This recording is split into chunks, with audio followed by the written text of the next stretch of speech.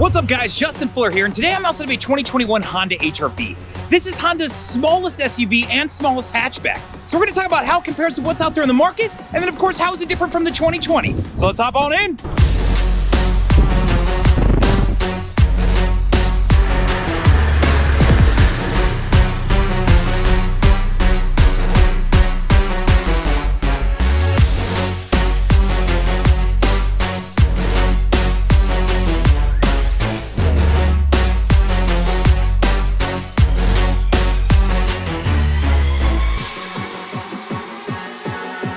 Alright guys, so one of the first things I want to talk about is what's underneath the hood of this Honda HR-V. So I'm going to pull you in and talk about it. So this is actually a 1.8 liter engine. This is what you would have found in the previous generation Honda Civic. So that's what's sitting right here, and it runs out to a CVT, which then connects out all the way to these beautiful sport wheels that you got right here. But you're looking at 141 horsepower, so I'm gonna stop and take a second, and I wanna throw up some other vehicles that compete against this car up on the screen so that you can see from a horsepower standpoint, how does this car compete? All right, so let's talk about what's underneath the hood. So the first thing I want to point out is you got your brake distribution over here. You've got a lot of space. If you ever want to add anything auxiliary in, you absolutely can. Windshield wiper fluid, as far as getting to a dipstick for your engine. You can come across, you've got your air box right here. I've got my battery with both my terminals that are very easy to access. And then I've got a fuse box sitting right over here. So underneath the hood, you have got quite a bit of space in this vehicle. Now, this car gets 28 in the city and 34 on the highway. So what I also want to do is throw a comparison up on the screen so that you can kind of get an idea for, okay, now we understand horsepower. Let's talk about how the gas mileage comparison is between this and some of the other vehicles out there on the market. So take a look at that and we'll hop on to the next one. All right, so I'm gonna start you at the front of the car and let's just do a general walk around and talk about what you're looking at here. So the first thing I wanna point out is that you do have fog lights on this car. You do have daytime running lights right here, and then your standard setup as far as your beam headlights. Now the front grille is smoked, which I do like. I think it really adds this car, especially in this modern steel gray. So you can see how it blends nicely right here. And then you've got the black. So it is a good looking car from that standpoint. Now, as we move around the side, this has an 18-inch alloy wheel on it. And it's a painted black alloy. Good looking. It fits kind of the description and the premise of the car. As you can see, it's got this kind of body kit that runs along the bottom of the vehicle too, along with the black mirrors. And then it does have these silver up top roof rails, which come on the sport model. Now, I'd love to see if those would have been black. I think that would have been this car a great look. While we're talking about this car, one thing I do want to mention is this is actually sitting on the frame of a Honda Fit. Now, they've discontinued the Honda Fit, so just be aware of that. If you're looking for a small SUV or a small hatchback, this is going to be your smallest option when it comes to Honda's options, right? So just be aware of that as you look at it, but it is a pretty attractive looking option. So as we move around, I'll point out that it is 4 doors. You're going to find that those extra set of handles up top here. So it's not your classic door handle right down here, a little bit different as far as, you know, where you're grabbing for stuff like that. So if you got really little ones, keep that in mind. That might be a little bit harder to reach if they're tiny, but chances are if they're that small, you're probably helping them into the car. Now on the back of the vehicle, you do have a spoiler with a brake light integration right here. Then it does have privacy glass, and then you got a windshield wiper on the back. Of course, it's badged Honda, and then that it is a sport model. All of our cars come with a backup camera, so your backup camera is going to live right there. And when we hop in the car, I'll go over what the backup camera looks like. And then you've got that black along the bottom as it continues around the car. All right, guys, so let's talk about the back and let's talk about cargo space. So I'm gonna pull you on here, and the first thing I wanna point out is you got a good high angle. So as far as getting a 6-footer or somebody larger up under this car, you can absolutely do it and still have some space so they're not hunched over, right? Just one of those simple things, right? Now on the back of the car here, you do have a spare that lives right underneath here, and it lives under this plastic. So you can see all your accessories that you would need as far as your jack and everything. And then you have a full diameter spare, meaning it's the full height, just not the full width.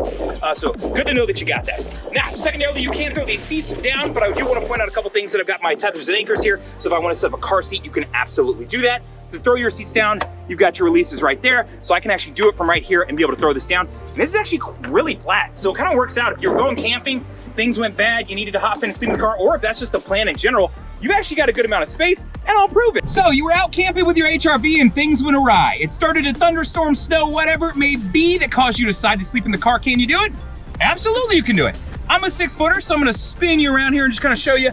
I am laying diagonally, or I'd have to bend my legs a little bit, so just be aware of that. If there was 2 of you, it might take a little bit of work, but who doesn't like to cuddle, right? All right, guys, so while we're at the back of the car, I want to talk about a couple different measurements. The first being cargo space with these back seats up. So I'm gonna throw up a comparison so you can see other cars out on the market and kind of what it looks like as far as just the general cargo space. And then after that, I'm gonna throw up a comparison that shows you, hey, if I have the second row down, what's my cargo space? And give you an idea for how that competes against other cars out there in the market. Okay, so here I am in the second row of this vehicle, and I've got a reasonable amount of space. So I had this pushed back for a 6-footer, and I'm sitting behind me. So can a 6-footer fit behind a 6-footer in this car? Absolutely you can. Will you have enough headroom? Absolutely you will. Come on in and check it out. So I've actually got a decent amount of room. Now, if I was taking a 17-hour road trip, would I necessarily want to ride in the back? Not necessarily, but I could do it, right? I've got the leg room to do this. Now, while we're back here, let's talk about this. So you've got a cloth interior on the Sport right here that you can see. So you've got kind of a two-tone different material here, and you can see your headrest actually folds down like this. So if I'm not using it, I can keep the headrest down to give me more visibility. When I have the headrest up, you can see what it looks like. So it's gonna take up a good amount of space as far as seeing out those back windows. So just something to be aware of. Now over on the sides, it is a Sport, so they give you a leather interior right here. You're gonna find leather right here on the center, and then leather on the shifter and on the steering wheel. So it's just kind of a nice touch as part of buying that Sport model. And while we're here, I'll point out that you do have aluminum Sport pedals down there additionally too. So over here, you've got your speaker system right here. I do have a back pocket right here. They skimped out, they don't give you the second one. Come on, Honda, really? But down here, they do give you an additional cup holder. So you have that, and then you do have a plug right here. So you do at least have an outlet back here. And then you're gonna have some additional outlets, which are actually under the center console, which I'll show you when we hop up there. So as far as the second leg row spacing goes, let's throw a comparison up on the screen so that you can get an understanding for, hey, if I'm comparing this car to those other cars that are out there in the market, take a look, see what you think, and that way we can move on to the next thing. I want to talk to you about some safety features on this car that exist in this car and some of the trims above it. So on this vehicle, you have 6 airbags. So I've got 2 front airbags, 2 side airbags, and then 2 full curtain airbags that run the extent of the front and back glass. And they do have rollover sensors, right? So I don't have to get hit. I can start to roll the car off the road and they'll automatically deploy. And then I have things like anti-lock brakes, the tether and latch system, back here for your car seats. So you've got a good amount here. Now, if you're looking for Honda sensing, so some of those corrective driving features, things that'll break you from, rear-ending another car or being able to set adaptive cruise control, things like that, you're not gonna find it in the Sport model. So just be aware of that when you're looking at this car. This is more of a performance-based look and feel to a vehicle. Okay, guys, so here I am in the front of this vehicle, and surprisingly, it's pretty spacious. I've got my legs right here, and I've got quite a bit of leg room, and that's with the seats pushed back that you saw from the second row. So I've got plenty of room to work with up here. So even though it is a small car, don't be deceived. You should always at least take a seat in one, go drive it, and really determine if it's too small for you or not, because sometimes I think you'd be surprised. So let's talk about the dash and the display that you have here. So I'm gonna start you over here on the left side. And I wanna point out a couple features. First, Vehicle Stability Assist. This works with your traction control. So in the event that you go into a skid, it'll transfer power to whichever wheel is getting better traction to help prevent that skid. Right next to that is gonna be your tire pressure monitoring system. So this is if I needed to reset that. So a lot of times what you'll run into is if you live in those states where it gets super hot and super cold across the course of a day, sometimes it'll get set off. This does give you the ability to reset it if need be. And then above that is my Econ button. So let's improve the gas mileage whenever the button is on, and you'll be able to tell because it'll give you a green leaf right there that you'll see. And I can turn this on and off whenever I want, but be aware in improving the gas mileage, it is gonna do things like affect the accelerator and affect the AC unit. So it's gonna shut down some of those electrical systems, and it's gonna limit some of the other ones to help improve gas mileage. Now, down below, I will point out that you of course have your release for your gas, and then right below that, the release for the hood. I'm not a fan of the gas one. I wish they would have connected it to the door locks like most of the other Hondas now, but that's okay. Now let's talk about the steering wheel here, right? So on your left side is gonna be some of your menu controls and of course volume and source. So jumping between things like FM, AM, USB, Bluetooth, all of those options. And then I can hit my menu button if I wanna quickly change between options. That'll help me jump between audio and typically my Bluetooth over here. Now, as far as audio goes, I can turn up the volume right here. I can jump between my favorite stations, moving my left or right. And when I do so, you'll see it over on the screen as it changes between some of those designated favorites that you have, or it'll jump tracks if you're listening, to audio via Bluetooth or whatever it may be, in case you're going like Spotify, Pandora, whatever that is, right? Now, down below you have your Bluetooth controls. So on these are actually triggers that you're gonna pull towards you, which I do actually like because it hides them away, makes this a little bit cleaner up top. So I'm gonna pull to answer, pull to hang up, and then pull to use voice command. So, if I was using Apple CarPlay or Android Auto, I could also pull and hold until I hear that beep for Siri, and then ask Siri to do things, right? Siri, play this song on Spotify. Siri, give me directions to such and such, whatever it may be. So this is kind of a dual function button, whether you're using it for the Honda Bluetooth setup, or you wanna use it for Apple CarPlay and Android Auto, which I'll go over here in a moment.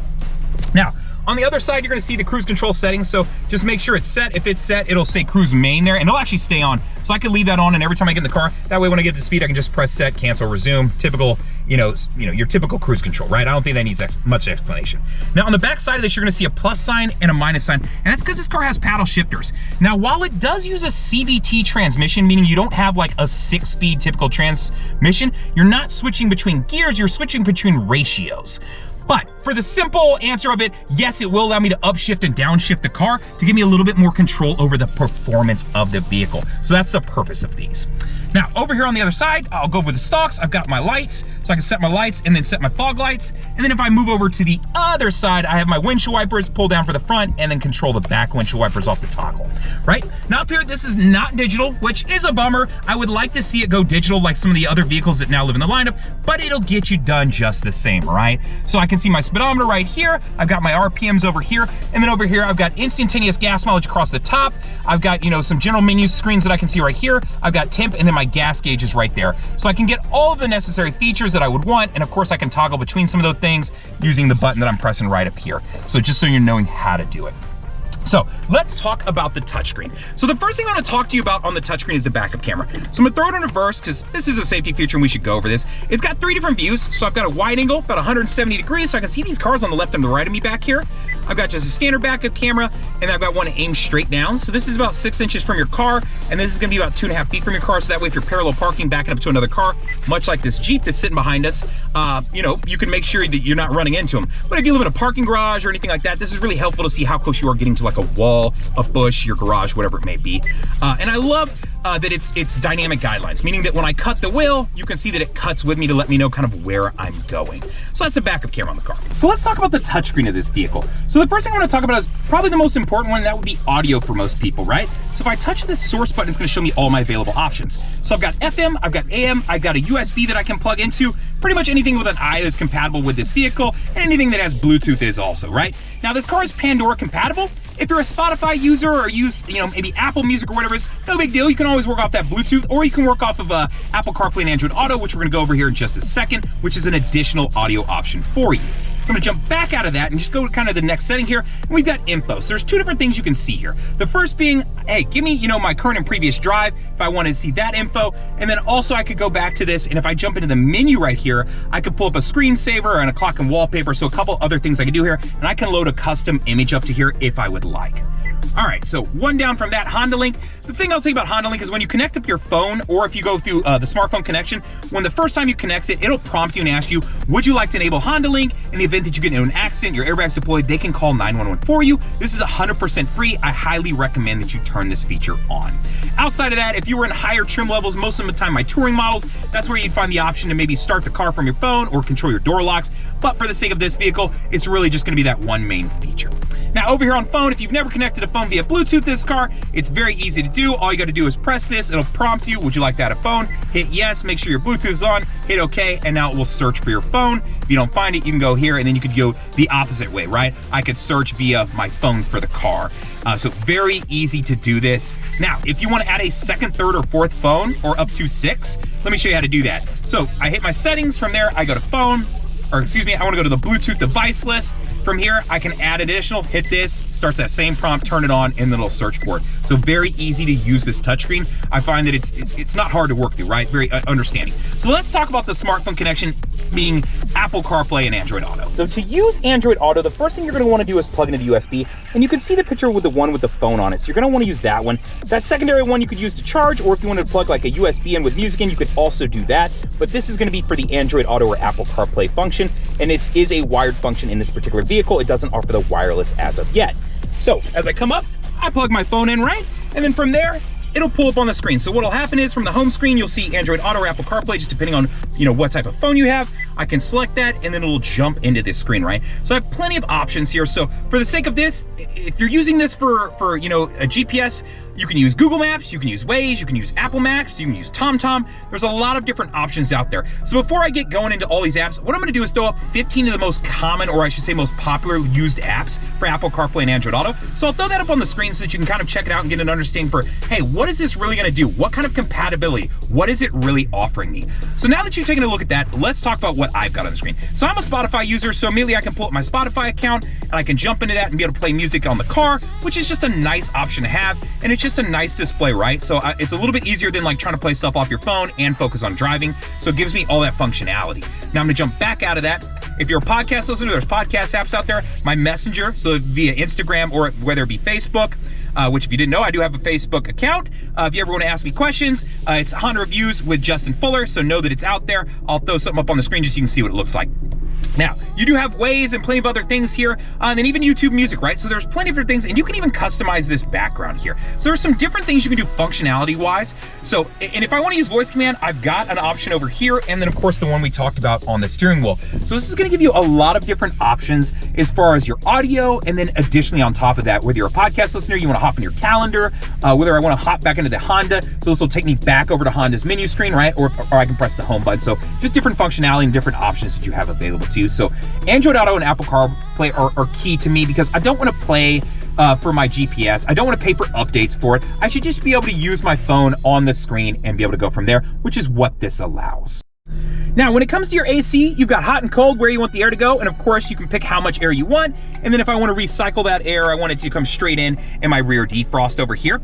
Now my shifter is pretty easy to understand, right? I've got the LEDs, so anytime it's going to let me know what I'm in, whether I'm in sport mode, drive, neutral, reverse, or park. So it's going to let you know where you're at and show you those LEDs. So sorry, we might be catching a little bit of glare, but you can see it there. Now, below that, I've got my parking brake, which is electronic. Put my foot on the brake and lift up and it will set it. When I do so, it'll also show me park over there, and then I release it, it's gone, right? And all I did to release it was put my foot on the brake, press down on that trigger, and it releases. Now, brake hold is set up to where if I'm in stop and go traffic, it'll hold the brake while I'm in drive. So it's one of those features where you do have to have your seatbelt on. So let me throw my seatbelt on here real quick and I'll show you how it works. So I put the car in drive, right? So now the car's in drive and I turn the brake hold button on. And you're gonna see brake hold, and it's gonna actually tell me it's holding. And what that means is while this car is in drive, I can release my foot down there so you can see nothing's touching those pedals and we're not moving. The minute I touch the gas, it's gonna release the hold, we move forward, I come to a complete stop, and then it throws that hold back on. Now it'll hold it while my feet are, so basically I can relax, right? If I'm in a drive-through line, I'm in a stop and go line, you know, anything like that, stop and go traffic, this is really just a convenience feature, so that's the function of this, just so you have a general understanding of it. But remember, you do have to have your seatbelt on. If you take your seatbelt off, it's immediately gonna do a couple things. First, while the car's still in drive, it immediately throws the parking brake on to say, hey, we didn't want you to roll into the car in front of you, so we're gonna do these things for you, right? So just be aware that if you're using this feature, you are gonna wanna have your seatbelt on. So when it comes to the center console, I'd say Honda did great right here, but where I feel like they dropped the ball is down here. Yeah, I got USBs over here, and I've got another power outlet down on this side, but what happens is this. I've got these wires, so now I have this wire that like has to run in between my seat to go to my phone, and then I gotta put my phone somewhere, right? So I have my phone that doesn't really have a spot, and then, you know, or I gotta leave it way down there, which let's be honest, no one's gonna leave it tucked away under there. It's probably not gonna happen, or I gotta do this number, right? Which is not the end of the world, but I mean, at this point in time, you gotta think that ergonomically, Honda has to think this through. But I will show you something really cool here. And it's simple, but it's cool. Excuse me. So what you got here is you got shallow cup holder setups right now, but I can push down on these and make them deeper. So if I had a bigger Yeti cup or something like that, now I've got a deep hole here and a shallow one here, and I can create dividers here that I can fold up.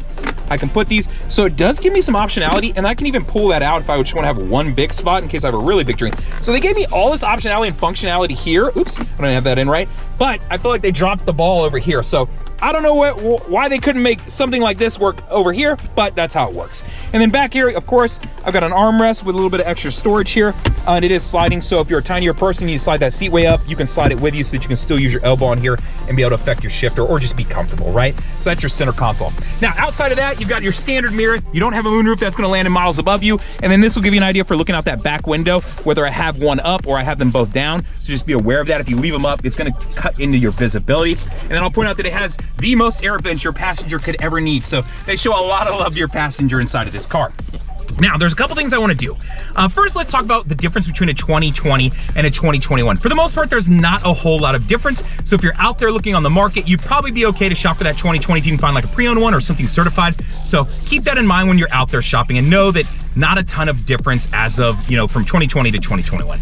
Now, as far as competing against other vehicles out there in the market, we're gonna do a few things, but first, I want to take just 1 second to talk about, hey, I'm in a sport model. I know there's an LX below me, and I know that there's an EX above me. So the first thing I want to do is say, hey, if I'm going from the sport and I want to save roughly a couple grand, let me drop down to that LX. So what I'm going to throw up on the screen is not only that pricing difference, so it'll show you how much you're saving, but also what are the features that I'm giving up. So that way you can understand, hey, if I drop down to save some money, What am I saving cash-wise, and what am I giving up feature-wise? So take a look at that on the screen. Now, after you've looked at that, let's look at this the other way. Let's say I'm in this sport model and I'm thinking, well, if I want to spend a little bit more, what do I get by climbing up to that EX trim level, right? So what I'm gonna do is throw up on the screen all the additional features you get by jumping into the EX, and then what is that additional amount gonna cost you, right? So you can understand, hey, how much more am I paying and what am I getting for that amount that I'm paying? So this way you can understand if you're looking at this car thinking, do I want the sport model or do I want to go down a model or up a model? This way you'll understand. Now, after that, let's talk about comparisons. So the first thing I want to throw up on the screen is how does this car compare against other vehicles related to horsepower? So I'm gonna throw that back up on the screen so you can get a general understanding for the horsepower comparison of this car to other vehicles that out there in the market that would be the competition. Now, secondarily, I want to talk about gas mileage. This car gets 20 in the city and it gets 34 on the highway. So I want to show you what other vehicles out there in the market get so you can kind of understand, hey, you know, am I getting good gas mileage in this car? Is it worth it? Is it one of the best hatchbacks / compact SUVs out there? It's a good question and you should know the answer, right? Now, after that, let's talk about the very back end. Let's talk about cargo space. So I'm gonna do this just with the seats folded up for now because for the most part, you're probably gonna be riding around that way. So I'm gonna throw up a comparison so you can see, hey, what's the comparison as far as the cargo space in the vehicle? Now, after we've looked at that, we're gonna come into this second row. I want you to understand legroom, right? Because if you're gonna be in this car and you're an active person, you're probably gonna have friends in the back because you're going places because you get good gas mileage, you've got storage, you got a little bit of cargo space, and you got a little bit of ground clearance, to be honest. So you're probably gonna be driving your friends around. So let's look at the leg space comparison in the second row of this vehicle. Now, after we've done that, we didn't talk about it in the front row, but if I can find a front row leg comparison, I'm gonna throw that up on the screen too so you can understand, hey, I'm sitting comfortably up here, but if I'm in these other vehicles, will I have that kind of leg space or no? So this way you kind of have an understanding for spatially, how does this car compete against others on the market, along with the gas mileage and the horsepower, right? And then lastly, it's really just a pricing comparison. So I'll throw something up so you can get an idea for the MSRP of this car, specifically the sport model, and then some of those other trims that are out there in the competition so that you can kind of understand where does this land in the pricing battle, right? With all that said, would I recommend this car? I would, but I want to caveat a couple things. First, it does have a little bit of road noise, but I will say that arguably it's one of the cheapest cars that Honda offers, so you kind of have to pick and choose, right? If you wanted a little bit quieter ride, I would say jump up to that CR-V, but it is a significant jump in price, so just be aware of that. The road noise isn't awful, and if you're one of those people listening to your music kind of loud, you're not going to notice it anyways, but if I was taking a 17-hour road trip and I didn't have the music on, after a while would I notice the hum of the road? Absolutely I would. This is a lighter vehicle too. As I mentioned at the beginning, it is based off the Honda Fit. It uses the chassis of the Honda Fit and it uses the engine out of the previous generation Civic. And if you're worried about, hey, I don't know a lot about this car, it actually has been out in the world for quite a while. While it is the Honda HR-V here, I believe it was the Honda Urban if you're going over to the Euro side of the market, right? So the same way you have the Honda Fit here and you have the Honda Jazz elsewhere, that's where. So this car has actually been around for quite a while. So just be aware of a couple of those caveats. Outside of that, it's got good spacing, it's got a decent engine, you can get up to speed, you've got that CVT, you're getting pretty good gas mileage. Overall, if you're looking for a compact SUV that'll fit, let's say in a parking garage, but I also have enough ground clearance where I can take it out to a river or lake and not have to worry about bottoming it out all the time, and I've got roof rails on the car, I would say this is a great fit for you. It's just a matter of, do you want this price point or do you want to spend a little bit more money to get, you know, something a little bit larger, or look at some of the competition that we went over today. Hopefully that helps. Do me a couple favors though. One, I'm gonna ask you, subscribe to the channel. Let me tell you about other Hondas, and then hopefully like the video. Or if you don't like the video, don't like it. But preferably I would like you to like it, and then leave me a comment. If you liked it, let me know what you liked or what I missed. If you didn't like it, let me know what you didn't like. Maybe you didn't like the music I played. Maybe you don't like this shirt. Maybe you think my beard looks weird. I don't know, but I would love to hear from you, so please do leave a comment. Outside of that, like the video, subscribe to the channel, and I don't know, something else. If I come up with it, I'll throw it on the screen, but later guys!